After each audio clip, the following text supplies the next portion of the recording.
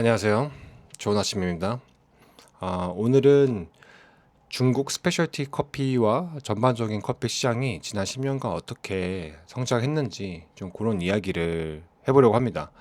제가 커피 좋아한 지가 한 13년 됐는데, 나름 11년 정도는 중국에 있었어요. 그래서 중국 시장이 어떻게 커가는지를 좀 피부로 느낄 수 있었거든요.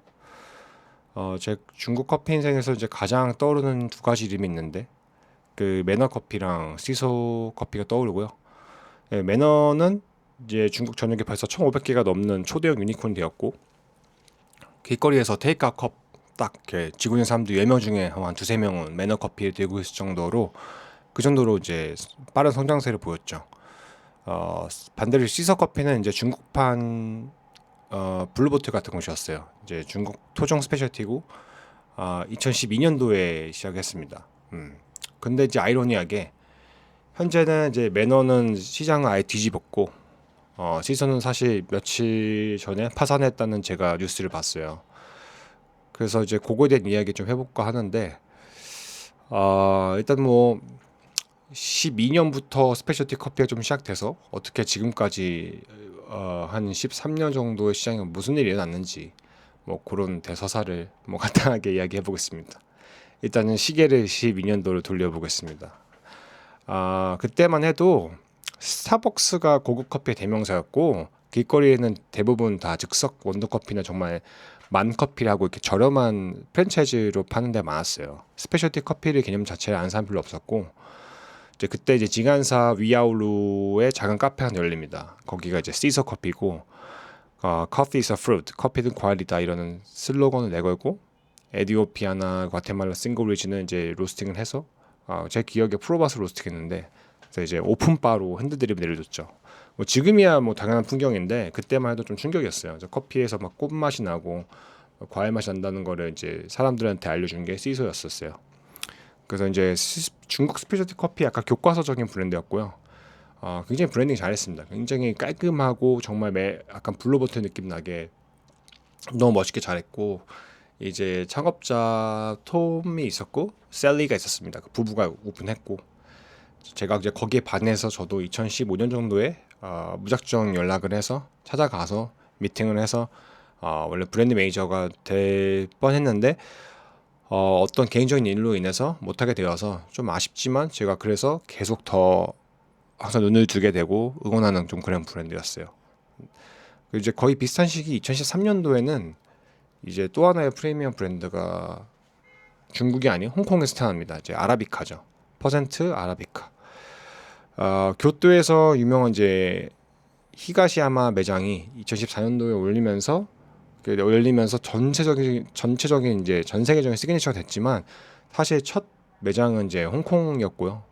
그래서 그 대표도 제가 알기로는 일본 사람인가 그런데 홍콩에서 살아서 이제 오픈했던 걸로 알아요. 그래서 이제 하지만 이제 뿌리는 일본에 둬서 일본의 교토의 매장을 지금 4개까지 오픈했나 그렇게 해서 됐고, 이제 아라비카는 철저하게 경험을 팔았죠.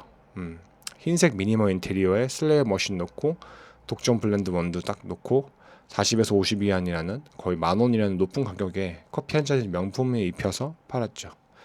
이후에 저 아라비카는 2018년도에 상하이 우캉루에 첫 매장을 내면서 이제 중국 본토 프리미엄 시장도 공략하게 됩니다. 그러니까 일단은 2014년도까지는 고급 커피는 스타벅스였으나, 이제 요거를 스티소랑 아라비카가 저기 멀리서 약간 움직이려고 하는 좀 그런 식이었다.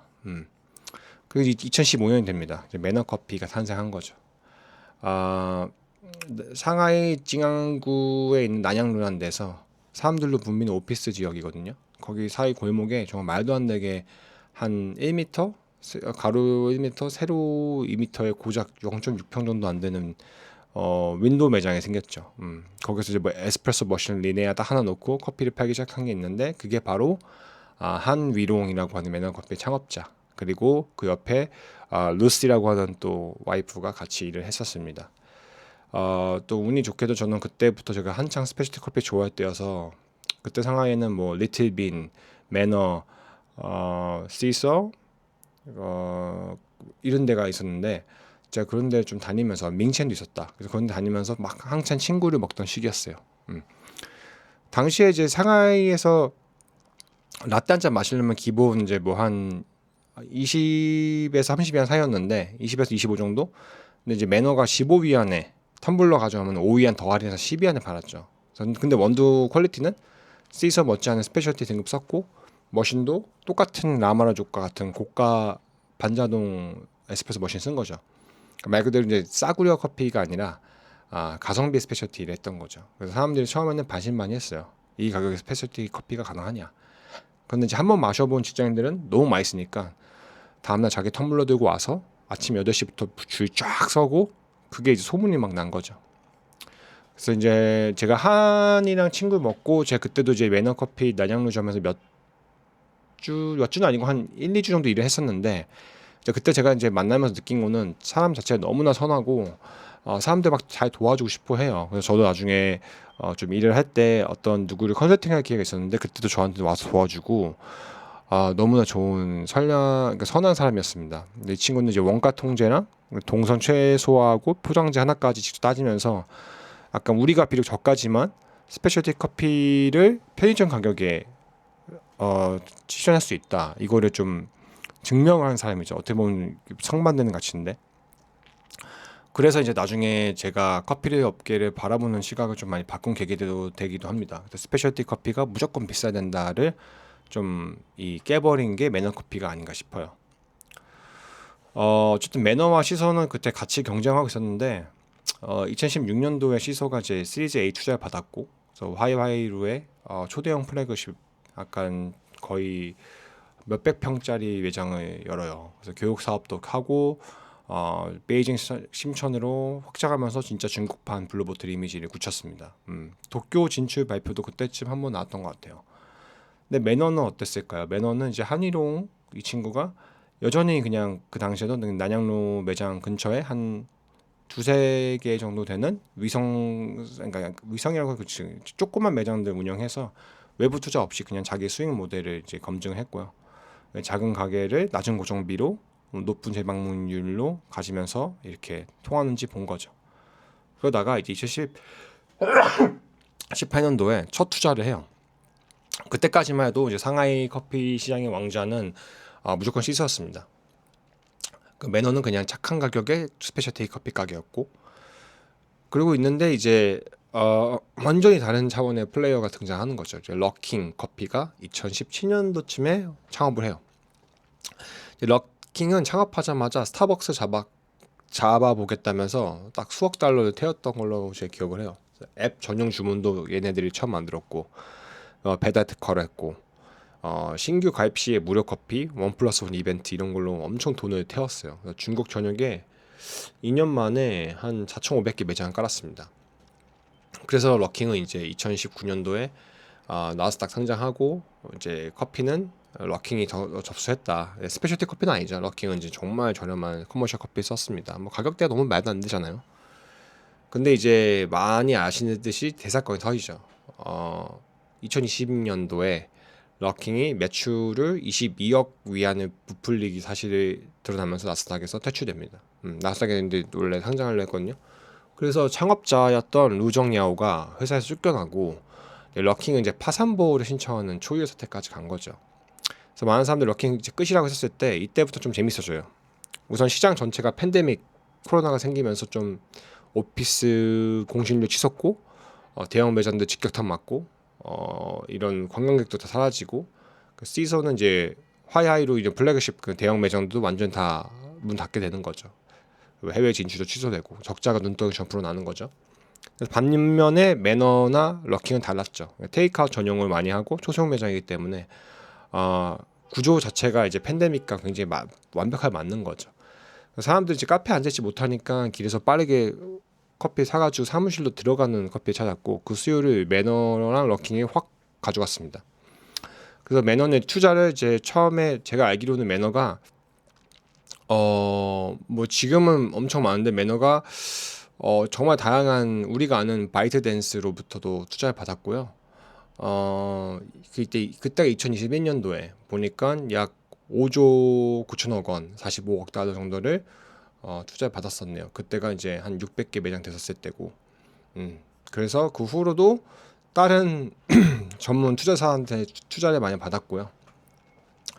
그렇게 해서 이제 제 친구인 한이 루젠샤 그 와이프랑 같이 해서 거의 1조의 돈을 바로 다 현금한 건 아직 아니고 제가 최근에 만나서 물어보니까 그만큼의 가치를 인정받았던 거, 자기의 쉐어를. 아직도 일을 매너커피에서 하고 있어요. 그렇게 된 거죠. 정말 대단한 거죠. 그래서 어쨌든 매너는 제가 보기에 성공한 이유는 매너커피 이름이 이제 매너 메이크스 맨이라고 하는 것을 따왔대요. 킹스맨의 그 대사에서. 그래서 매너 있게 부담스럽지 않은 가격으로 적당한 가격으로 뛰어난 스페셜티 커피를 우리가 주자. 그래서 가장 중요한 요소로 품질, 장비, 인재를 꼽을 정도로 장비의 중요성을 알고 있었고, 그러면서도 이제 인재를 굉장히 바리스타를 잘 트레이닝 시켜서 매너는 바리스타 한 명이 매장 한 개를 다 맡아요. 그런데도 굉장히 좀 숙련된 바리스타를 사용해서 그런지 써서 그런지 굉장히 이 순환 같은 게 빨라요. 그리고 손이 정말 빠르고 커피도 다 괜찮아요. 그러면서 이제 매너 커피가 엄청 성장한 거죠. 좀 그런 게 있습니다. 어쨌든 그래서 2020년도 말에는 매너는 뭐 이미 100호점 넘겼고 2021년도에는 이제 텐센트, 메이트원, 바이트댄스 아까 말했던 그런 천문학 투자 받으면서 유니콘이 된 거죠. 그래서 어쨌든 뭐 오픈한 지 6년 만에 기업 가치가 20억 달러짜리 회사가 된 거죠. 와, 네, 제가 지금 봐도 소름 돋을 정도인데, 근데 만나면 그 한이란 친구 오너를 만나면 옛날과 지금이랑 약간 그 꾀재재한 모습은 똑같고, 와이프는 좀 굉장히 고급진 약간 그렇게 바뀌었는데 그 친구는 여전히 똑같아요. 그리고 사람 자체도 바뀌지 않았어요. 너무나 좋아요. 만나면은 재밌어요. 커피 이야기만 하면 너무나 해맑게 이런저런 이야기하고. 그래서 2022년도로 가면은 상하이는 이제 2달 넘는 락다운 겪고 이제 시서에도 이게 치명타였죠. 임대료 계속 나가는데 매출은 제로고, 직원 월급도 밀리기 시작하고, 그래서 결국 이제 이런 재료 공급 업체랑도 소송이 되고 임대료 미지급 소송도 막 줄을 잇게 되는 거죠. 그래서 2023년도에 상징과도 같았던 위아울로 1호점을 닫고요. 이제 베이징과 나머지 다른 심천했던 매장들도 많이들 닫으면서 누적 채무로 이미 2023년도쯤부터 청산 수준에 들어갔다고 하더라고요. 근데 이제 럭킹은 반면에 이제 엄청 부활을 하죠. 루정야오가 완전히 없어진 다음에 새 경영진이 이 경영진들이 진짜 가성비 전략으로 무장을 했죠. 그래서 생연유 라떼, 코코넛 라떼를 22년도 출시했는데 그게 이제 매출이 폭발했고, 23년도에는 9.9위안, 그 당시만 해도 이제 한 1,500원에 프로모션을 이제 상시하면서 엄청 커진 거죠. 그래서 2023년도 말에는 럭킹이 최초로 매장 1만 개를 돌파한 스페셜티 아니지 그냥 커피 체인이 됩니다. 그 사기 사건으로 날아갔던 브랜드가 3년 만에 다시 1위로 올라선 거죠. 근데 2022년도 말에 10월쯤에 좀 충격적인 일이 일어납니다. 그 럭킹의 창업자였는데 쫓겨났던 루정야오가 그 중국 푸젠성의 푸저우라는 데서 새로운 커피 브랜드를 런칭합니다. 그게 이름이 쿠디 커피였고요. 공통 창업자 역시도 럭킹 출신의 첸지야였고요. 루정야오가 럭킹에서 나온 다음에 자신이 만든 모델을 더 극단적으로 밀어붙였어요. 그래서 8.8위안, 9.9위안짜리 커피를 처음부터 럭킹은 그거를 이벤트 때문에 했던 그 가격인데 그 가격을 뭐 1,500원 뭐 요 정도 가격을 처음부터 브랜드 정체성을 내건 거죠. 그 전략은 딱 세 가지였대요. 그래서 100% 가맹. 럭킹은 좀 직영도 많이 해서 늘렸거든요. 근데 얘네들은 처음부터 소자본 창업자들 대거 끌어들이기 위해서 무조건 그냥 가맹 프랜차이즈를 해서 그냥 순식간에 점프를 늘린 거죠.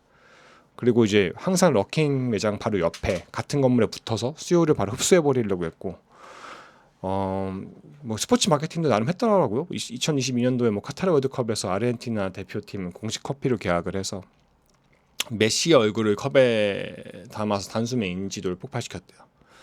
그래서 어쨌든 연지 2년 만에 쿠디는 6,000에서 7,000개 매장으로 확보를 했다고 합니다. 이 매장 속도가 럭킹보다 더 빠르게 성장을 해서 업계에서는 이제 럭킹이 럭킨의 가장 무서운 경쟁자를 스스로 낳은 셈이다. 뭐 이렇게 말했다고 하네요. 이제 2024년도가 되면은 우리가 자꾸 잊고 있던 이제 프리미엄 라인도 좀 정리를 해볼게요.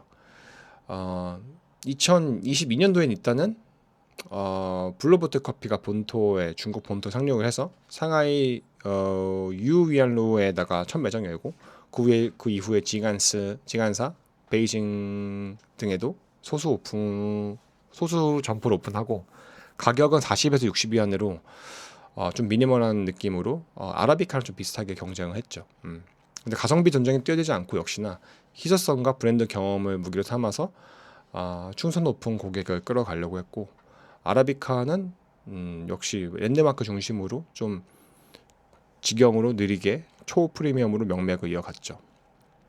근데 이제 제가 알기로는 어디 보자 그 블루보틀이 지금도 아마 매장이 중국 전체에 한 20개 내외밖에 안 될 거예요. 뭐 상하이에 6개, 베이징에 한 4개, 선전에 한 2개, 광저우 1개, 청두 1개 있다고 하는데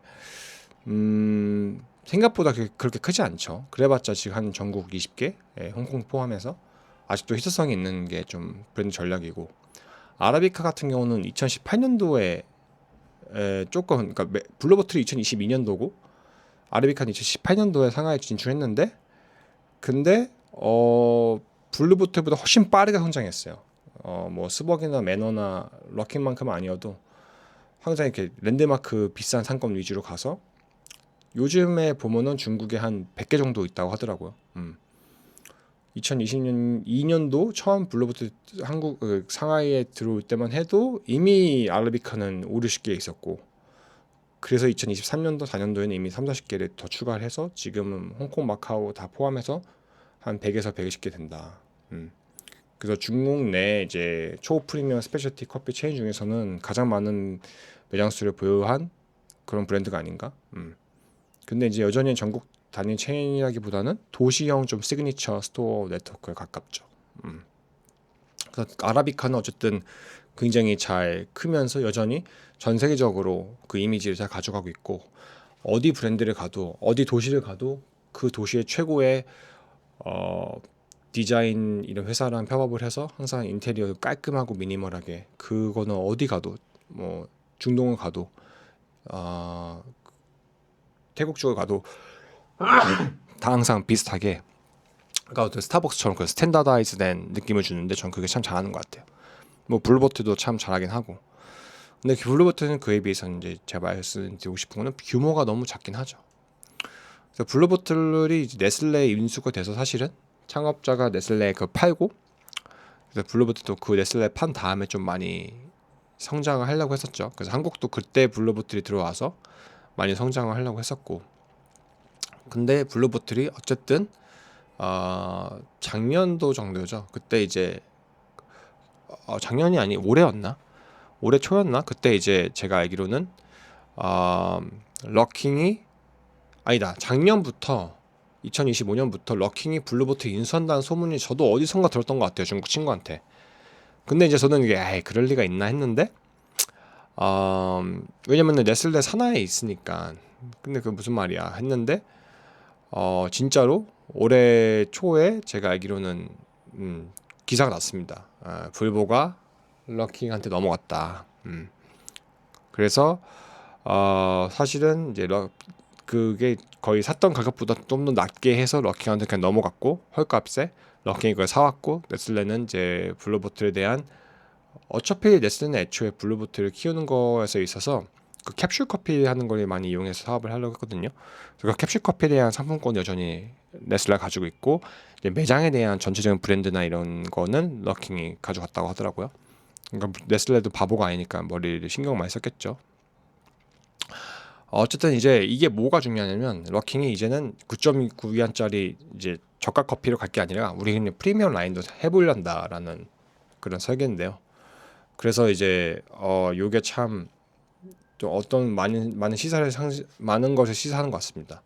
사실 럭킹이 이제 상하이 베이징에 럭킹 시그니처, 뭐 럭킹 X 뭐 이런 실험적인 매장을 열어서 3, 40위안대 이제 커피를 팔고 있었는데 이제 원두 소싱이나 로스팅 공장도 투자를 엄청나게 했죠. 근데 그래도 이미지가 벗어나기 힘들어서 아마 그래서 프리미엄 브랜드로서 블루보틀 차이나를 인수한 것 같아요.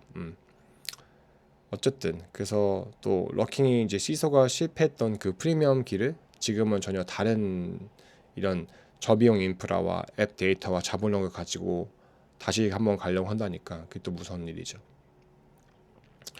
그래서 어쨌든 이제 상하이가 여태까지 2020년부터 22년부터 지금까지 어떻게 쭉쭉 큰 걸 보셨는데요. 이제 저가랑 초보 가성비였던 쿠디나 러킹이 있고 중가의 좀 합리적인 스페셜티인 매너가 있고 그리고 고가의 프리미엄인 이제 퍼센테지 아라비카랑 블루보틀 이렇게 있었죠. 여기서 이제 유일하게 무너져 사라진 이름이 시서였었죠. 시서는 왜 망했을까요? 시서가 가격은 고가였지만 블루보틀 같은 이제 퀄리티적인 경험을 약간 끌어내지 못했어요. 그 동시에 매너처럼 완전 가성비적으로 대중들한테 압도를 하지도 못했고 그런 좀 어중간한 포지션이었기 때문에 그 상태에서 대형 매장 가져가고 교육 사업까지 하면서 같은 여러 고정비를 떠안고 가다가 팬데믹을 만나면서 이제 그런 파도를 넘지 못하고 자초한 것 같아요. 반대로 매너는 이제 작게 시작해서 효율을 극한까지 쥐어짜고 진짜 고객 가치를 가격으로 증명을 해서 좀 생존한 아이템이었죠. 어쨌든 여기서 이제 또 러킹과 쿠디의 싸움도 너무 재밌고 또 그러면서 러킹은 프리미엄 쪽으로 가려고 하니까 또 앞으로 또 어떻게 전개가 될지 좀 재밌습니다.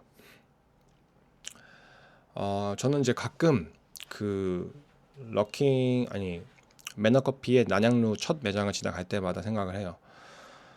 어떻게 내가 서 있던 진짜 저 작은 매장에서 한 1, 2평 정도의 매장에서 어떻게 이렇게 작은 불씨가 커져서 이렇게 커졌을까? 근데 진짜 그 친구가 항상 말했던 게 매너 있게 커피를 하자. 좋은 커피 싸게 파는 거는 윤리적인 일이다라고 말했는데 그걸로 결국 사업을 성공시킨 거여서 저는 좀 저한테는 나름 많은 귀감이 되었던 것 같아요.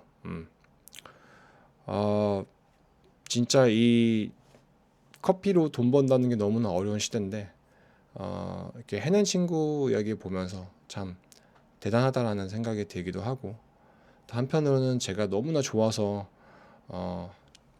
중국판 블루보틀에 불렸던 시서 커피에 진짜 제가 거기서 가서 일을 하려고 해서 정말 인터뷰까지 다 봤던 그런 브랜드가 너무나 무리한 이제 프리미엄 커피 시장이 치열해졌었던 무리하게 5년 만에 1000개 매장 목표로 이제 무리한 확장하려다가 왜냐면 그게 투자사들에게 이야기했다고 하더라고요. 결국 그게 이제 무리하게 돈이 들어가니까 시선은 매너처럼 작은 게 아니라 매장 하나하나 인테리어 다 새로 하고 매장 인테리어 모든 매장 인테리어 다 다르게 지점마다 그러면서 고급 커피 대명사로 좀 비싼 지역에 가니까 이제 그러면은 매번 매장 할 때마다 컨셉을 다르게 해야 되잖아요. 그러니까 그런 비용들이 많이 드는데 또 그러면서도 매장의 숫자는 5년 만에 1000개를 해야 돼. 그러니까 말이 안 되는 거죠. 근데 그거를 하려다가 결국에는 좌초가 된 이 시서를 보면서 참 제가 응원했던 곳으로서 많이 아쉽다는 생각이 들어요. 어쨌든 그 시서의 첫 매장이 좀 커피를 넘어서 굿즈도 잘 만들고 공간도 너무나 또 지금 봐도 제가 지금 그 공간 보고 있는데 지금 봐도 그 공간이 너무나 외국에 있는 느낌으로 이렇게 하얀색으로 된 공간이었는데 진짜 아름다웠거든요. 이제 거기 디자인까지 참 잘했는데 가구 같은 것도 북유럽 가구 이런 거 놓는 거를 처음으로 보여줘서 다른 카페들이 많이 따라했고 근데 이제 무너지는 걸 이렇게 보면서 참 승승장구하게 바랬는데 많이 아쉽다 그런 생각이 듭니다. 그 저한테는 시서가 무너지는 게 단순히 브랜드 하나가 사라지는 것보다는 그 어떤 내 그 시절의 기억에 담고 있어서 그런지 조금 더 아쉬운 생각 그러면서 내가 지금 어떻게 살고 있는지 좀 그걸 돌이켜 보게 되는 것 같아요. 뭐 매너를 봤을 때도 난 지금 어떻게 살고 있나 난 지금 저렇게 성장을 했었을까 나도 아니면 혹은 나도 저때 커피를 진국에서 오픈했으면 어땠을까 막 그런 생각을 하는데 어쨌든 중국 커피 시장은 너무나 급하게 크고 있고 아마도 러킹이나 코티는 앞으로도 계속 커질 거예요. 엄청 커질 거여서 앞으로 이 시장이 또 어떻게 성장할지는 좀 저도 지켜보려고 합니다. 한국에도 제가 알기로는 러킹이 출범을 한다고 해요. 그랬었을 때 러킹은 이제 모든 거를 시스템화해서 금방 흡수해서 자기 걸로 만드는 걸 잘하거든요. 근데 한국은 새로운 음료 같은 게 엄청 많잖아요. 메가커피나 이런 데 보면은 백다방도 그렇고 우리가 커피만 파는 게 아니라 정말 모든 음료를 정말 다 잘 만들어서 팔잖아요. 근데 러킹은 그러면은 그거를 아마 금세 흡수해서 중국이나 혹은 다른 나라로 가져가서 퍼뜨릴 수도 있다. 저는 그런 생각을 해요. 그래서 러킹이 무섭다. 얘네들은 단순히 커피 하는 회사 애들이 아니다. 얘네들은 정말 이제 데이터 가지고 싸우는 좀 그런 애들이다라고 생각을 합니다. 아까 이야기 드렸던 코틱 커피 같은 경우는 좀 굉장히 저렴했잖아요. 근데 걔네들은 약간 조금 더 본질에 집중했대요. 그래서 뭐 매너가 좀 이것저것 좀 메뉴를 많이 늘릴 때 걔네들은 딱 커피 메뉴를 좀 간소화시켜서 대신에 우리는 더 저렴하게 한다. 이렇게 하더라고요. 그래서 러킹이 앞으로 한국의 음료 개발력과 한국의 메뉴 기획력, 뭐 부재료 산업 같은 거, 한국 뭐 이렇게 파우더 같은 거나 시럽 같은 거 한국 잘 만들거든요. 그리고 한국의 감성 이런 거를 다 가져가면서 자기들의 자본과 데이터 공급망과 연결한다면은 결합한다면 앞으로 또 어떻게 더 커갈지는 눈에 안 보아도 보이고 그거를 많은 사람들이 좀 두려워해야 될 것 같아요. 많이들 러킹을 잘 모르니까 무시하는데 러킹이 로이시 중국말 루이싱이죠. 얘네가 진짜로 한국에 딱 들어오면은 얘네들은 많은 이것저것 많은 거를 가져갈 겁니다. 어쨌든 오늘 좀 말이 길었는데 이렇게 스페셜티 커피 전 아직도 너무 좋아하고 제가 이렇게 직접 이런 대서사를 겪으니까 참 앞으로도 중국이 얼마나 커갈지 그런 여러 가지 생각이 듭니다. 옛날만 해도 상하이가 바리스타 인건비가 이렇게 비싸지 않고 월세도 비싸지 않아서 저도 한번 오픈해볼까 했는데 지금은 엄두도 못 내요. 중국에서 애초에 누군가에게 돈을 투자받거나 아니면 집이 부자이지 않은 이상 상하이 중심가에서 그 월세랑 인건비 감당하면서 사업하는 거는 어렵다 이런 말도 들고요. 그럼에도 제가 그 대중전평이라는 모든 사람들이 보는 앱이 있거든요. 트립어드바이저 같은 건데 모든 커피를 마신 사람들은 뭐 아니면 커피만이 아니라 모든 중국 사람들이 그걸 보고 뭐 네일 받으러 간다던가 아니면 음식점 간다던가 쇼핑을 한다던가 다 그 리뷰를 보고 가요. 근데 거기에 보면 이제 신규 오픈하는 카페가 맨날 보이거든요. 제 알고리즘에 맞게 이렇게 저는 스페셜티니까 스페셜티 계속 커피 나오는데 그것만 봐도 너무너무 많이 생깁니다. 그래서 다들 진짜 이런 말이 있어요. 2개가 오픈하고 1개가 닫는다 매일. 근데 그 정도로 지금도 엄청 커피 산업이 커지는데 젊은 친구들이 이제 차를 안 마시고 커피 마시고 심지어 따뜻한 것만 먹던 사람들이 이제는 아이스 먹기 시작하고 그럼 또 어떻게 또 커피 시장이 많이 변할지 이제 현재는 또 한때는 커피 메뉴가 스페셜티 업계에서 더티라고 하는 얼음 없는 아이스 플랫 화이트가 인기였다면 지금은 더티 아워 카페라 그래서 커피로 약간 칵테일처럼 만드는 게 인기인데 또 요거 뒤에는 또 어떤 게 들어올지 제 생각에는 일본은 큐라스라고 하는 교토의 유명한 스페셜티 브랜드가 2050 커피라는 브랜드 만들어서 그걸 싱가포르나 말레이시아에도 진출시키고 있어요. 그래서 그 2050 브랜드 뭐냐면 스페셜티 커피인데 자동화를 시킨 거예요. 그래서 전자동 머신으로 하나 버튼만 누르면 커피가 나오되 거기에 스페셜티 커피 넣고 그러니까 러킹의 프리미엄 버전인 거죠. 그리고 백다방의 프리미엄 버전인 거죠. 이렇게 하고 핸드드립도 우리가 직접 하는 게 아니라 기계가 핸드드립 해줘서 스타벅스 오늘의 커피처럼 그냥 사람들이 고객이 와서 그냥 원하는 스페셜티 커피 뭐 케냐, 에티오피아, 르완다 있으면은 내가 그냥 탁 컵이 놓으면 알아서 음료가 나와요. 디스펜서에서 그냥 그거 그냥 마시러 가는 거. 근데 그게 다 스페셜티 커피야. 그러니까 가격이 인건비적으로 매장 발사 한 명만 있으면은 SO랑 드립 다 할 수 있어. 그게 제가 듣기로는 일본 JR의 스타벅스 외에 처음으로 커피 브랜드가 그 2050 커피가 깔린다고 해요.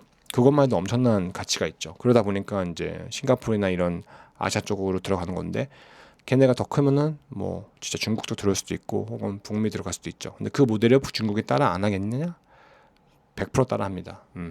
그렇게 되고 있고, 그리고 큐라수라는 그 정말 고급적인 브랜드 대명사, 교토 커피 하면 이제 큐라수랑 위켄더스 커피 이렇게 떠오르는데, 그 큐라수가 어쨌든 뭐 중동도 진출하고, 그리고 뭐 말레이시아나 말레이시아 뭐 싱가포르도 진출해 있고 다양한 나라 진출하는데, 요즘에 엄청 진출 많이 하더라고요.